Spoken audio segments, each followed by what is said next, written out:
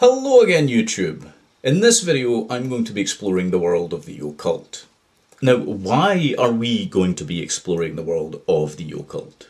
Well, very recently, images of the Economist magazine's front cover came into public view. These incorporate symbols and imagos from tarot and also from various occult traditions. So it's a salient question to ask why a magazine that is ostensibly about economics, why would they do that? Why would they incorporate these elements of occult traditions in that front cover? To answer that question and to understand the meaning behind it, I'm going to have to explain to you and demystify various aspects of occult philosophy. You might call it a de-occulting process in some ways. Now, the Economist magazine is owned by the Economist group. 50% of the shares in the Economist group are owned by the English branch of the Rothschild dynasty, the Rothschild family, and also the Agnelli family through its holding company Exor. These are major players on the world stage, of course, right? They're very prominent families of Europe. And they're also very wealthy. Now, the economist Thorstein Veblen, in his book Conspicuous Consumption, noted that the wealthy man is a great believer in luck, spells, divination, destiny, omens, and shamanistic ceremony. And so they are, even as he noted in his time, which was over 100 years ago, he noted that the upper hierarchies that govern society, whether in the realm of economics or whether in the realm of other strata and other spheres, they are superstitious to some degree by nature. And also they have, because of this natural interest, they have studied occult phenomenon as well as occult philosophies. So they are very, very intricately familiar with the meanings and the employment of symbols and so on and so forth, right? Now, this is not conspiratorial, what I'm saying. This is factually provable as being the case. And I don't generally tend to use that word loosely, right?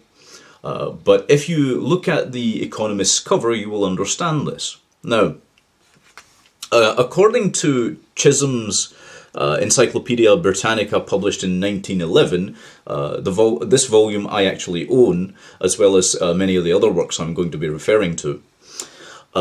Antoine Comte de Gibelin in 1781 initiated the interpretation of the tarot as an arcane repository of timeless knowledge and esoteric wisdom.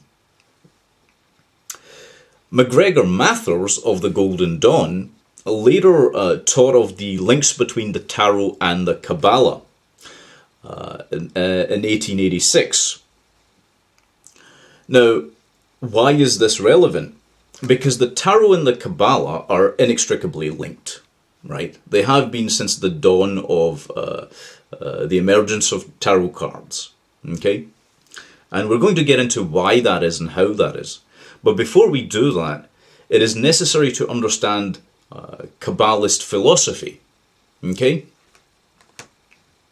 Now, according to the Tree of Life, as per the Kabbalistic traditions, there are various parts of human experience that can be described in a diagram, in this diagram, which they have dubbed the Tree of Life, right? And the way this works is that at the very top of the tree, this is called Kether.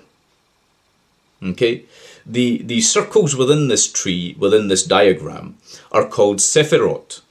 Okay, And in the first Sephiroth, you have Kether, which is the crown, which symbolizes unity consciousness, okay?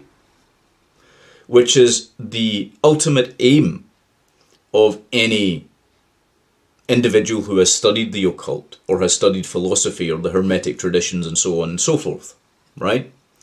So it's a unified, singular approach to yourself and to life, the microcosmic and the macrocosmic perception, if you will. And at the bottom of this tree, in Sephiroth number 10, is Malkuth, which represents kingdom, the physical world, the earth, right? So, according to this tradition, within this tree of life, you have the physical world, the mental plane, the emotional plane, and the archetypical plane. We will get into all of these. Now, starting again at Malkuth, because the progression on the tree of life is from the bottom upwards, right? So we start off being born into this world, this kingdom, right? The physical world, the earth, yes? And as we progress, we go up to, progression in our thinking that is, we go up to Sephiroth number 9, which is Yesod. And Yesod represents the foundation of the self, okay? And the foundation of the world, if interpreted in a macrocosmic sense. From Yesod, which is the mental plane, so this is where one begins to engage in thinking when you first emerge into the world, right? You then proceed to the Sephiroth Hod, which is the Sephiroth number 8, which represents splendor and beauty. From Hod, from splendor, from glory and beauty, you then progress, once you have adopted an appreciation for these, you progress to Netzach, which represents endurance, leadership, and victory. It's sort of the inner strength of an individual, if you will, okay? Which you again develop as you progress in life. From that, one progresses to Sephiroth number 6, which is Tifereth, which represents reality, okay? And this is where we begin to process the nature of our own reality that we are occupying, okay?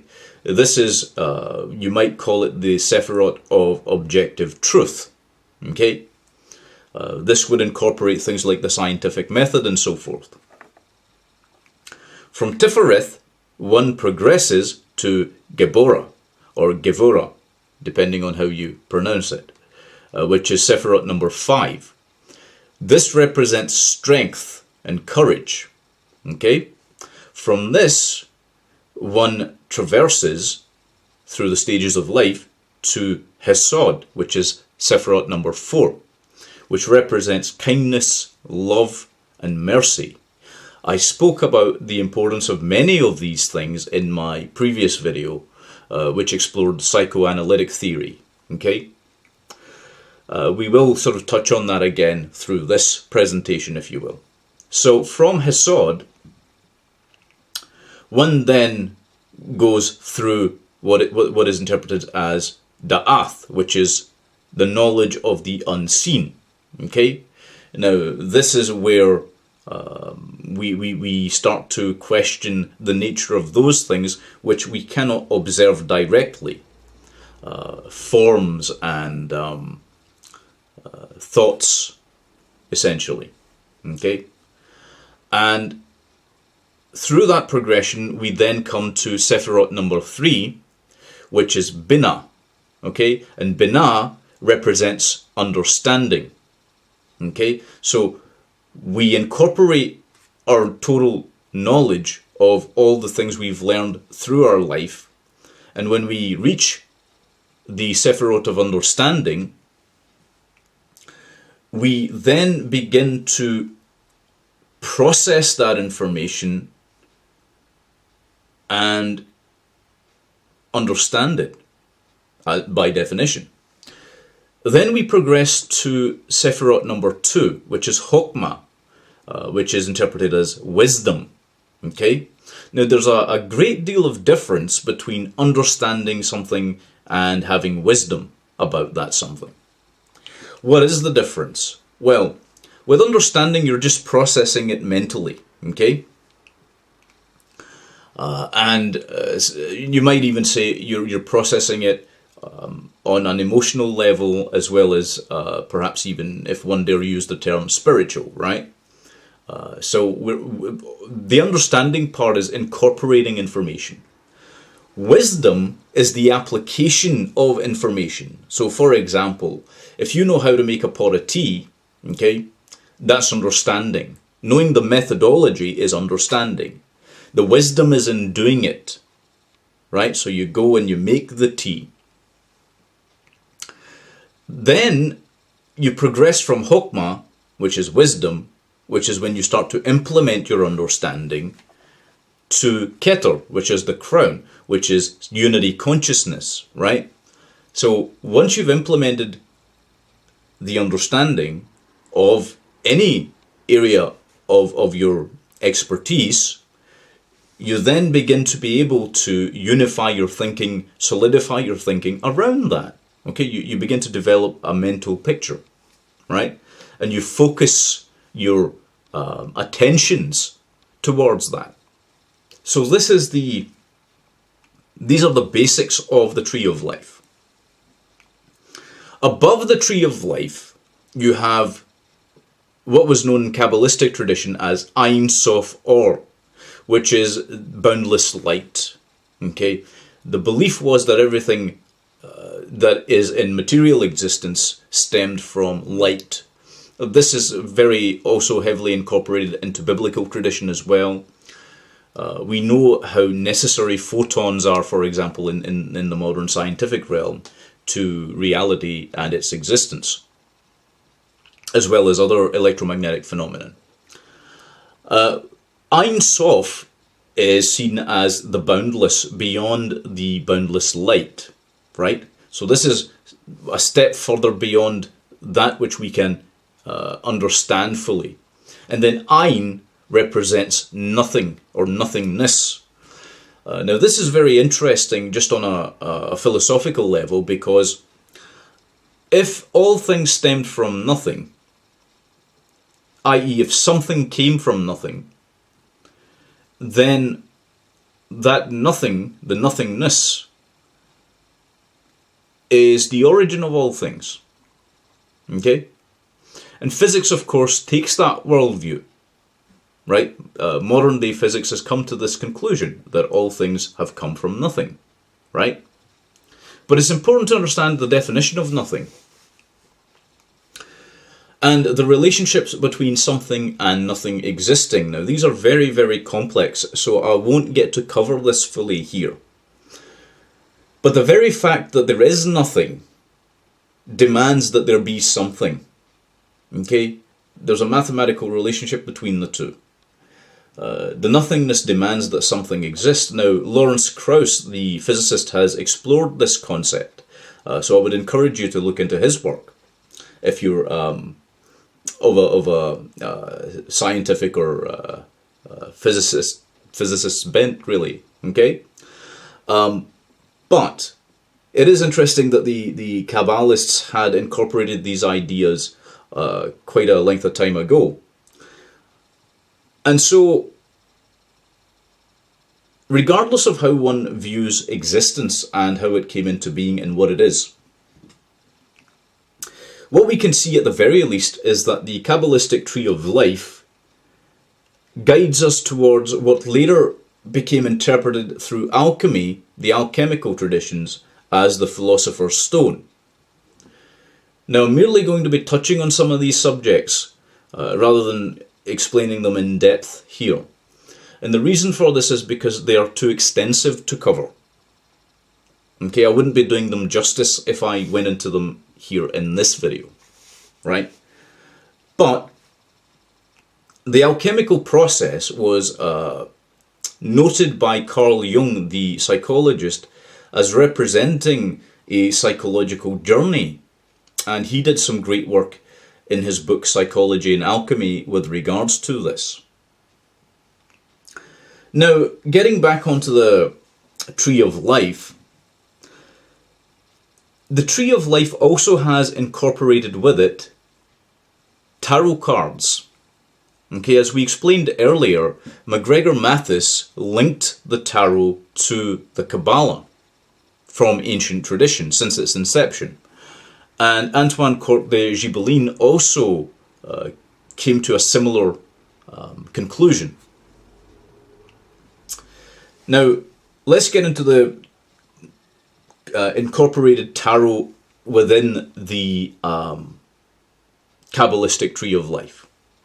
So, Malkuth, which is where we begin our journey, as we journey forward in this philosophical journey of ours, in this psychological journey of ours, is represented, so Sephiroth 10, Malkuth, kingdom, is represented in the tarot on a microcosmic scale, i.e. relating to the individual, by the Wheel of Fortune.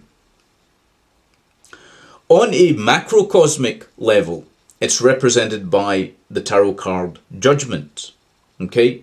So on a world scale, on a global scale, the card Judgment represents Malkuth. Okay? The physical world, the earth. Right? And as we progress to Yesod, Sephiroth number 9, Foundation, this is represented again in the tarot by the Sun card on the macroscopic level, or the Hermit card in the microscopic individualist view. From that, when we progress to Hod, Sephiroth number 8, Glory, Beauty, and Splendor, this is represented by the Hermit card in the microcosmic sense and the Moon card in the macrocosmic sense. From there, obviously one goes to Netzach, which is Sephiroth number 7, Endurance, Leadership and Victory, which is represented by the Chariot card in the microcosmic and the Star card in the macrocosmic. Okay? We then progress to Tifereth, which symbolizes reality, Sephiroth number 6. Okay? And reality is shown through the tarot as represented by the Lover's card in the microcosmic sense, symbolizing the necessity of the heart and love in general in one's approach individually in life. But on the macrocosmic level, it is represented by the Tower card. Okay? And you'll begin to see the significance of these things. I know this must be boring you to tears, right? But there is a significance to this with regards to the Economist's cover. Okay? But you can only understand that if you go through this process of total understanding, unfortunately. And again, it can be a little bit dry, this material. But without understanding it, we can't progress. So, from Tifereth, which was Sephiroth number 6, we progress to Geborah, which is strength and courage. And this is represented on the microcosmic level by the Hierophant, and the macrocosmic level, i.e. the global stage, by the Devil card, right? Then we progress to Hesod, which represents mercy. This is Sephiroth number 4, which expresses kindness, love, and mercy. And this is shown through the Temperance card.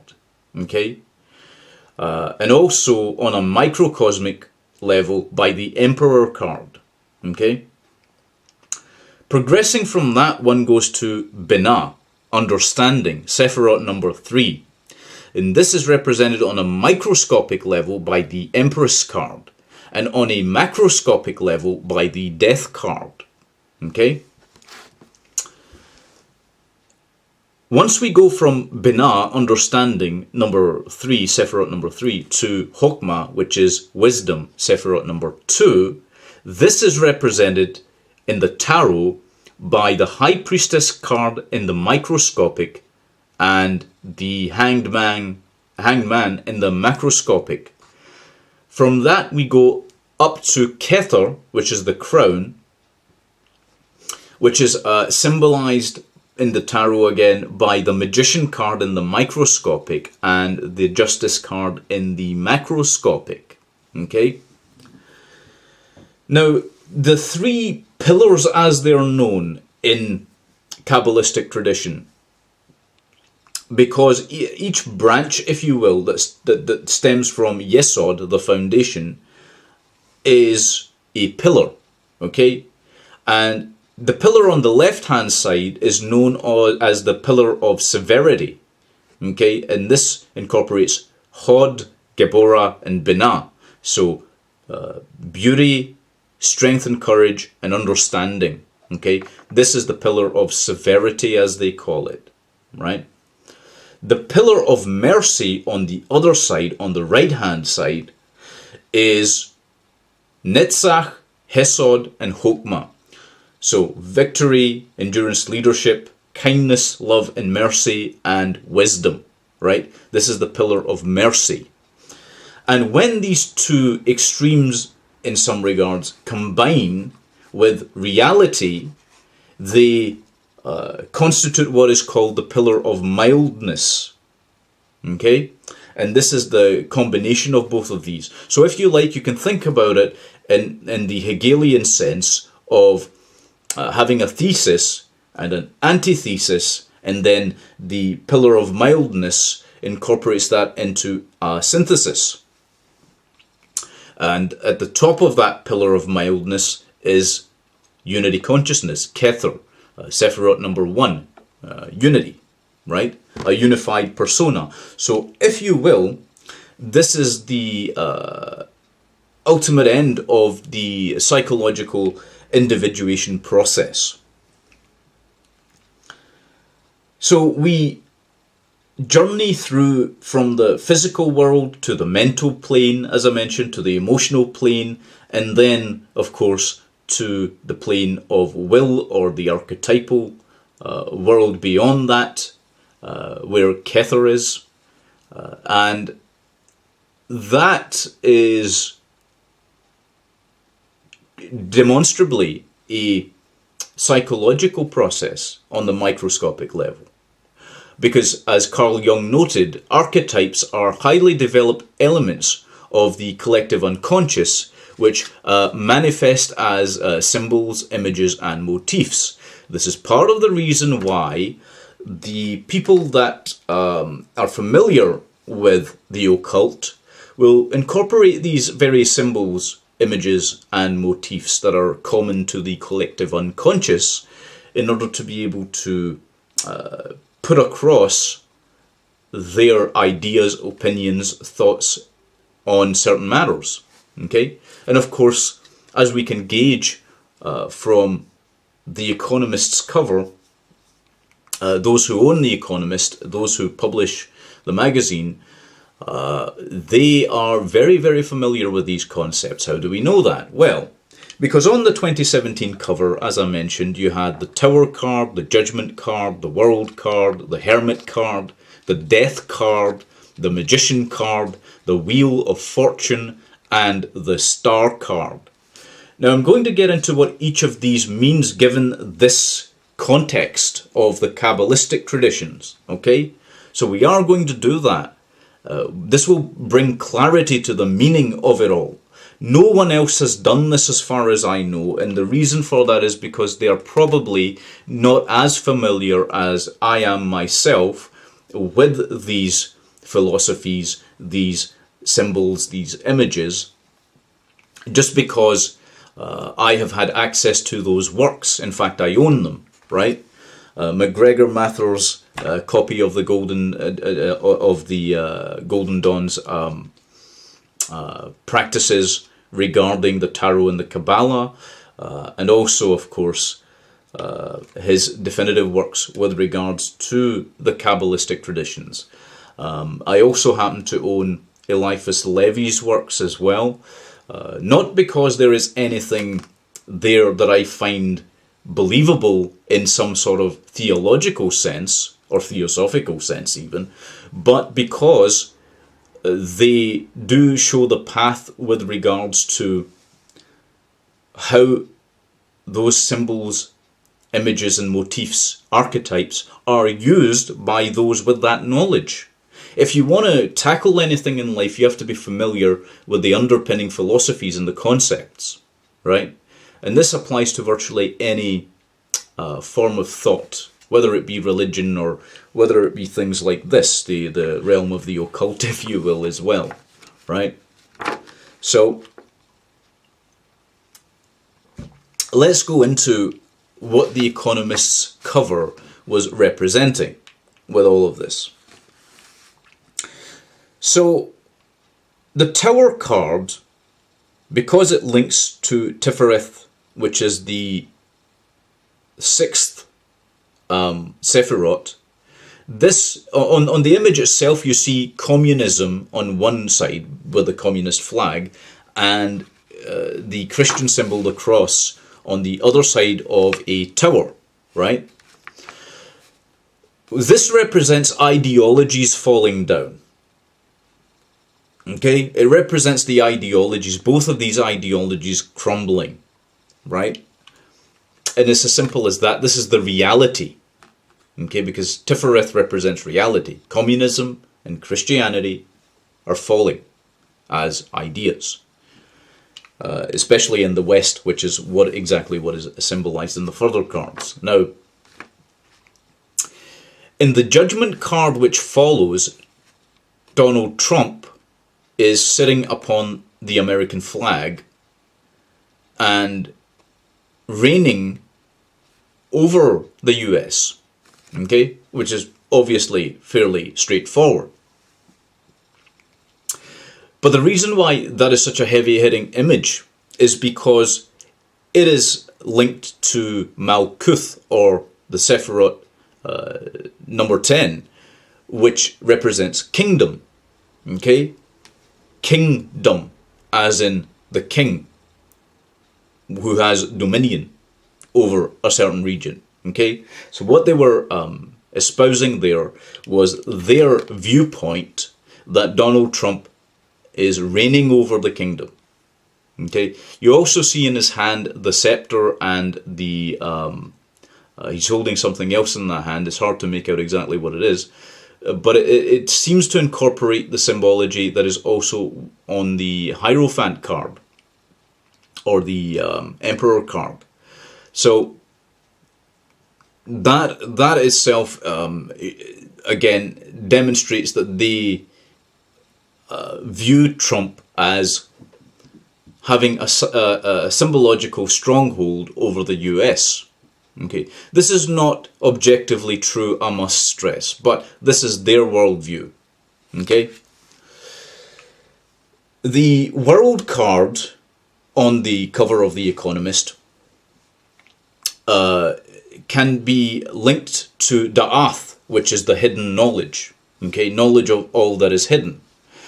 And this can be seen on the card, on the cover, as representing knowledge of the hidden being shared between the seats of temporal power. If you look at the positions of the various buildings, the pyramid and the other buildings, which also incorporate ancient symbologies, the Hermetic traditions and whatnot, that's where you find that knowledge being shared, whether it's in book form, which is represented in that image, as well as more modern forms as well. So it's a very, very intricate image, which is representing that the knowledge of the hidden is now visible. Okay, the occult has been de-occulted, if you will. It is being demystified by a lot of people. And then we see the Hermit card, which is linked to Sephiroth number 8, which is Hod, which represents glory and splendor and beauty, right?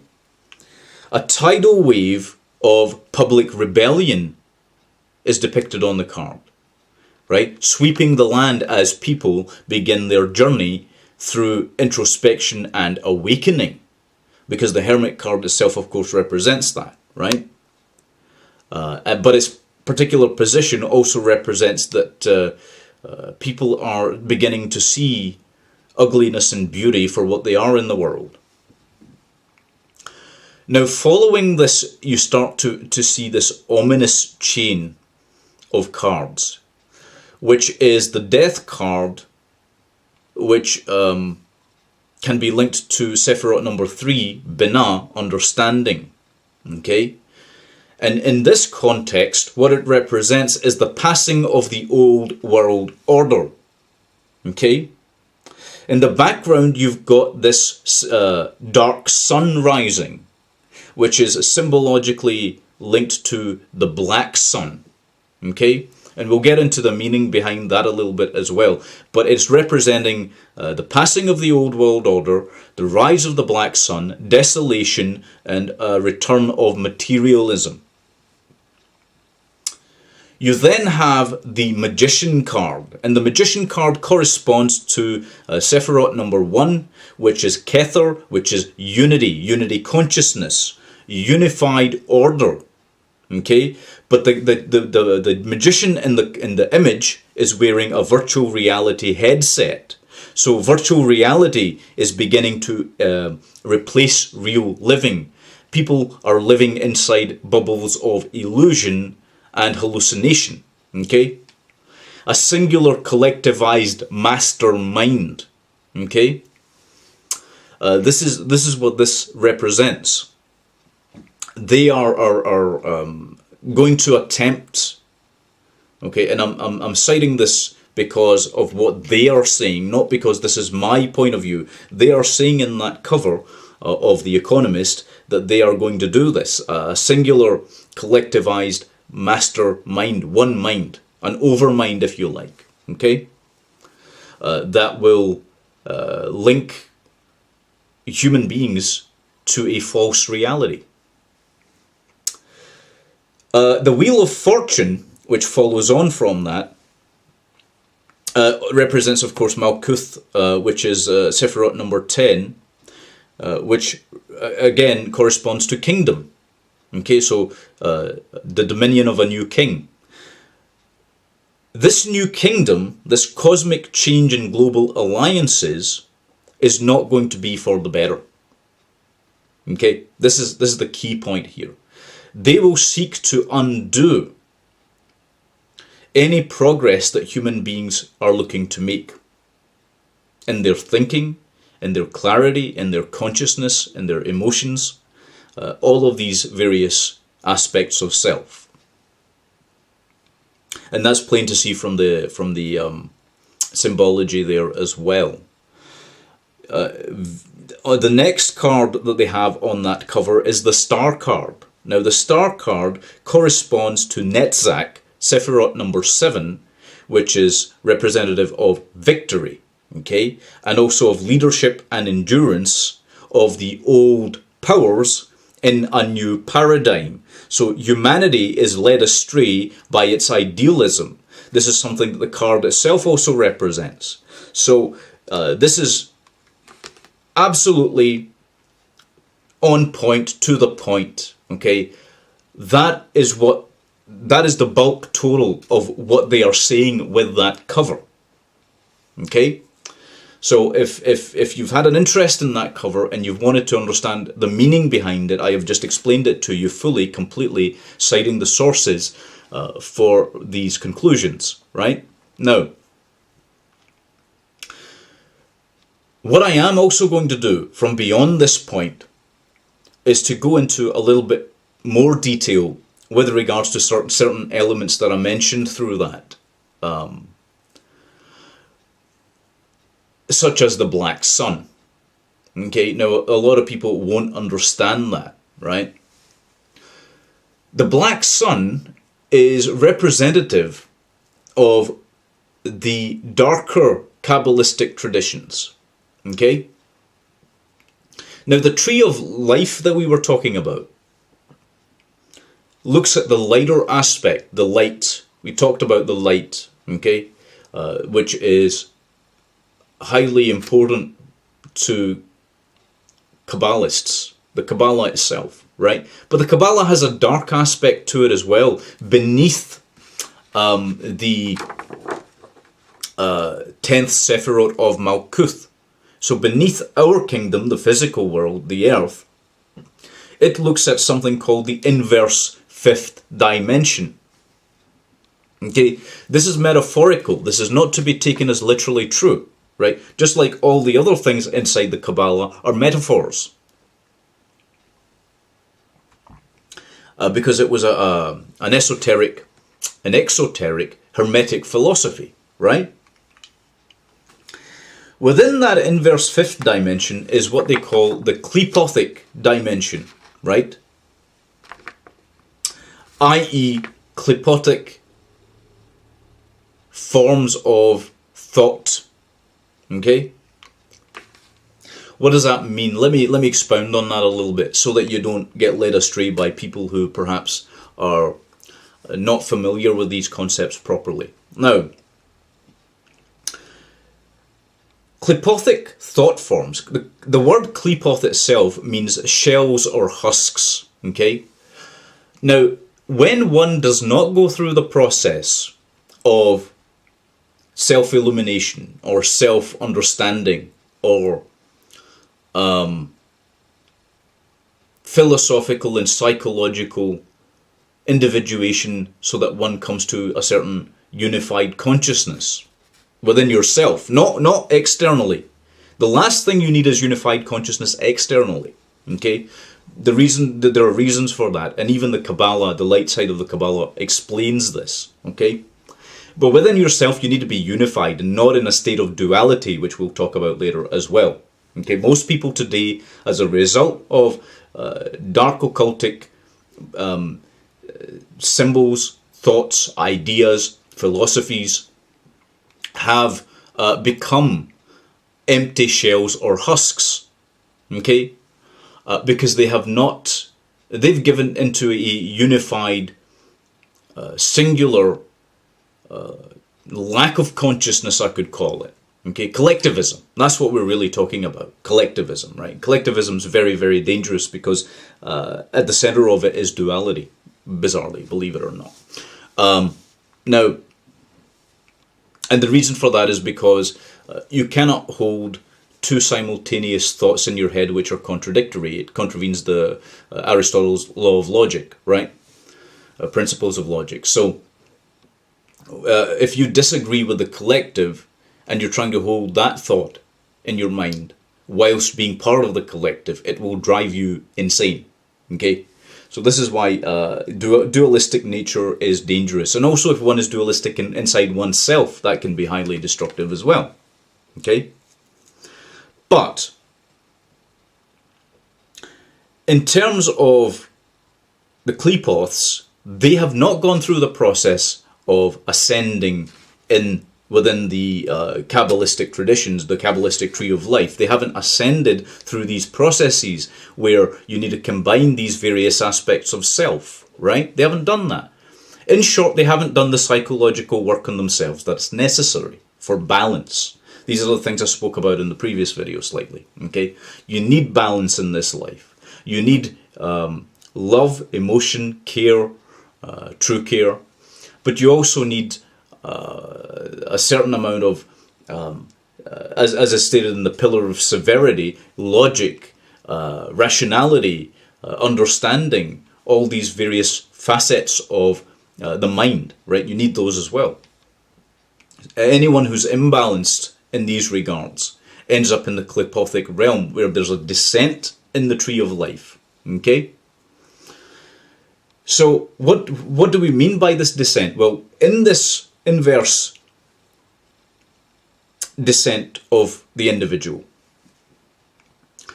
you have a whole different tree of death, as they call it, soul death, okay? or psychological death, death of the psyche, which starts at Thamiel, which represents duality, okay, and then descends downwards. You don't ascend necessarily up the tree of death, okay? You descend downwards in that.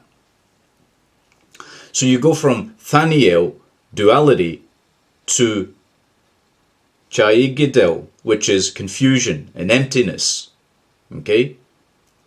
Confusion, emptiness then leads to concealment of true knowledge, concealment of understanding, which is Sephirot number 3 inside the tree of death, which is represented by Satariel, okay? From that, Da'ath, then that which is hidden, right, represents ignorance, okay? Being ignorant of the known knowns and the unknown unknowns, if you like, right? You just become ignorant of everything. And you descend downwards to Gamchikoth, which is Sephirot number 4 on the tree of death, which represents being a devourer, being wasteful, okay?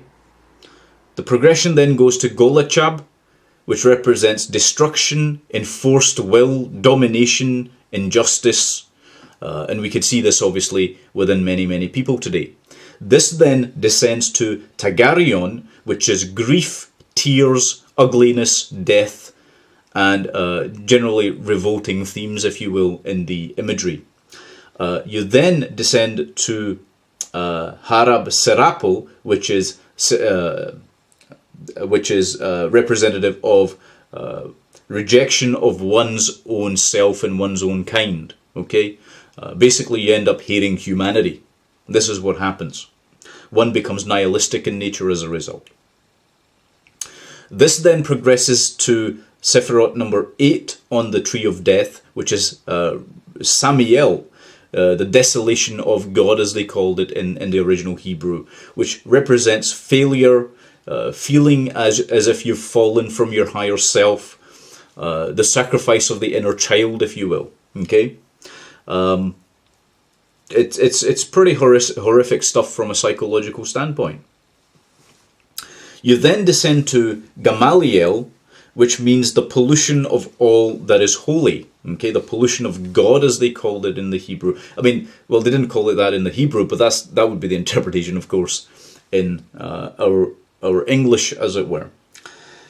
From that, one descends to Nehemoth, representing fear, nightmares, and general whispers that disturb the mind. Okay, voices in your head, so to speak, that are, they could be of a schizophrenic nature, of course, but more likely they are the voices of self-doubt and self-hatred and anger and all these other things that we see, and so on. So, why am I explaining all of that? Because in place of the Sephirot Tifereth, which represented reality, okay, you have Sephirot number 6 there, Tagarion, which represents grief and tears and ugliness and death as your reality, okay? And that is represented by the sun, the black sun. Not the sun, but the black sun, okay? Which is the imagery we saw on the Economist's cover. So again, I'm sorry if this is dry material and this is rather boring to some extent, or probably not of interest to some of you, or maybe most of you, right? But it's necessary to know this to understand the archetypical images that are being employed within the context of any publication, really, that is using those things. So each of these aspects has some bearing on the human spirit, the human individual. Okay? Now, we're going to talk a little bit about that as well, right? I'll try and cover as much ground in this video as I can with regards to these elements. So, let's talk about the pentagram, okay? Now, the pentagram is not depicted in the cover of The Economist, but I want to try and explain something to a few of you, which you may not be fully cognizant of. So the pentagram represents, the 5 points of the pentagram represent different elements: air, water, earth, and fire. Okay, now I don't mean that in the sense of the elements themselves, nor did the original Kabbalists who came up with that particular image of the pentagram. Okay, as we discussed in the Kabbalistic tree of life, the physical realm is represented by the symbol for the earth. Okay, and the earth is symbolized by the lower left point on the pentagram. Okay, the physical realm: reason, judgment, karmic law, natural law, karmic consequence. Okay, on the opposite side of that is the archetypal image of fire, which interestingly enough represents the archetypal realm. Okay, the plane of willpower, wisdom, understanding, collective unconscious combined with the conscious mind, an individuated man, an individuated woman. Okay, the power and the strength of one's own willpower, right? Following on from that, on the top right, the point on the top right of the pentagram represents water. And water is representative of the emotional plane on the tree of life, representing kindness, love, mercy, courage, strength, all of these various aspects of self, the emotions, right? On the top left, you've got the symbolism representing air, okay, the mental plane. This is symbolic of endurance, leadership, idealism, victory, beauty, and glory. And at the very top of the pentagram, you have the spirit, the human spirit, i.e. unity consciousness, i.e. Kether, okay?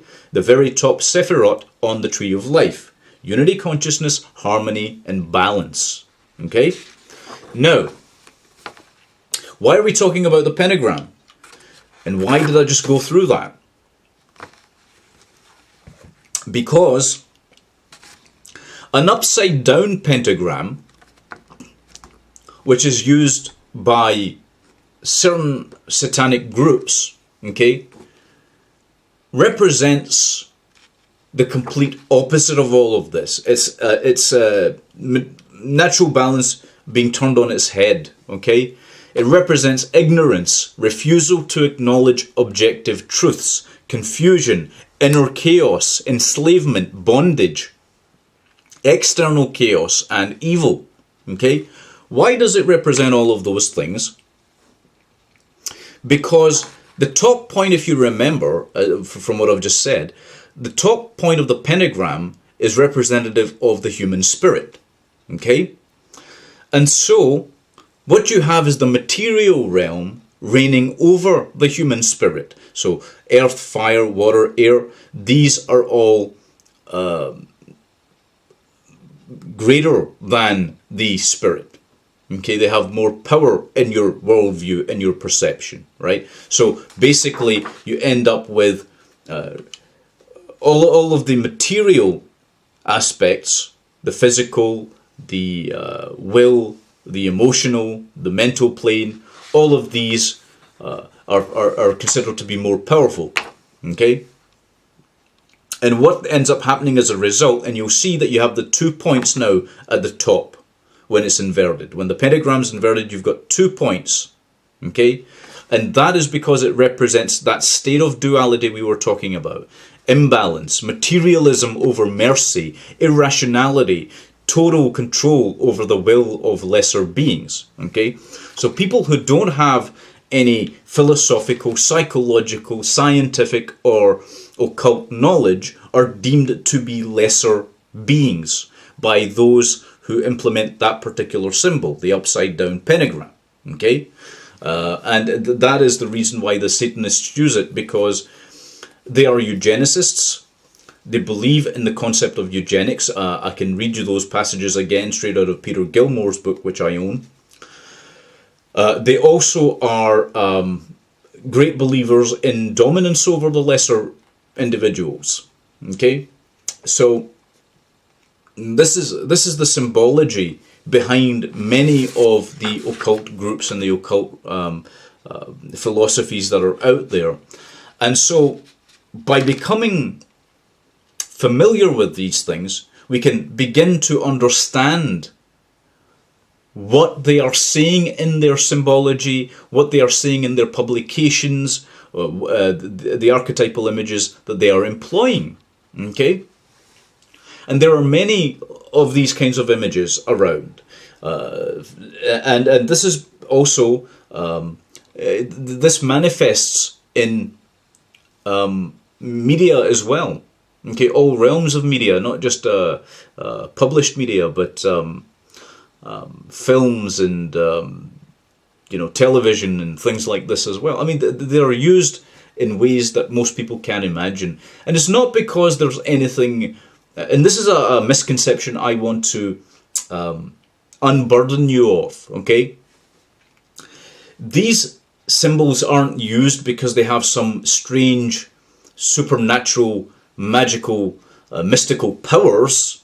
Okay, the symbols alone don't have any power over you, right? But they are used because they represent the philosophies and the thinking of the people behind them. And you can see a lot of this symbolism that's incorporated into a lot of the mediums. And some of it is actually astrological and planetary. Okay, so for example, with Sephiroth number 3, which is Binah, understanding, you've got Saturn representing that. That's why you find a lot of Saturn symbolism in things that necessitate the image of understanding. Okay, you've got Neptune oftentimes symbolizing Kether, which is unity. Okay, so if they want to project the concept of unity, they will employ something symbolic of Neptune.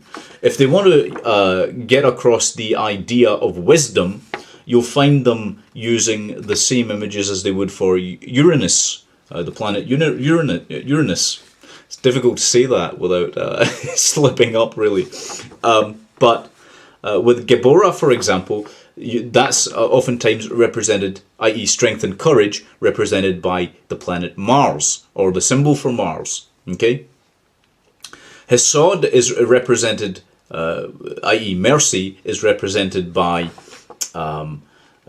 Jupiter, okay, or oftentimes also interchangeably with Ishtar, okay, and Ishtar, of course, was often depicted with owls and so forth as well. So there's a lot of symbolism in these things. Sephiroth number 6, which is Tifereth, is represented by the golden sun, okay. You've got Hod, represented by Mercury. You've got Netzach, which is Sephiroth number 7, represented by Venus. And of course you've got Yesod, represented by the moon. And then Malkuth, which is the physical realm, represented by the same alchemical symbols as for Earth, because it represents the physical plane, the physical Earth. So don't be surprised if you find many of these symbols incorporated into the mediums that you see. You will now have a key to interpreting them. Okay, this is pretty basic stuff, but it's basically cryptology, if you like. It's cryptography. Okay, everything's encoded via symbolisms through Hermetic traditions, and this is one of the reasons why people find it so hard to understand many of the things that are thrown at them in images and symbols, because they don't know. They're trying to use their intuitive understanding of things, but because they haven't studied the Hermetic traditions, they are ignorant of exactly what is being said via images. So I'll leave it there for this video, except to say one small thing, which is that don't be put off by people who tell you not to study the occult, okay? And the reason I'm going to tell you that is because the very people that are telling you that are the same people that want you to remain ignorant of all the things that are happening in the world, okay? And all these machinations of powerful people in powerful positions come to light when you begin to understand what they are saying, because they can't help but tell you exactly what they want to do or how they want to do it, or what their thoughts and feelings are on things, right? It's a sense of overconfidence, really, okay? And they tend to put that into everything they do, okay? So I hope that's been informative in some sense. It's not a topic or subject that I was really looking to cover because of the depth of the material, right? It is very, very difficult to put it all together and put it in a form that's coherent and understandable to most people. Just because all of these things that I've just told you about are found in so many different texts. They're spread out all over. And so putting it all together takes time. But I'm glad I did that, and I hope that you guys get something out of this, and that you continue to explore these concepts. Okay? But that's been my video for demystifying the occult, and I will talk to you again in perhaps the next video. Take good care.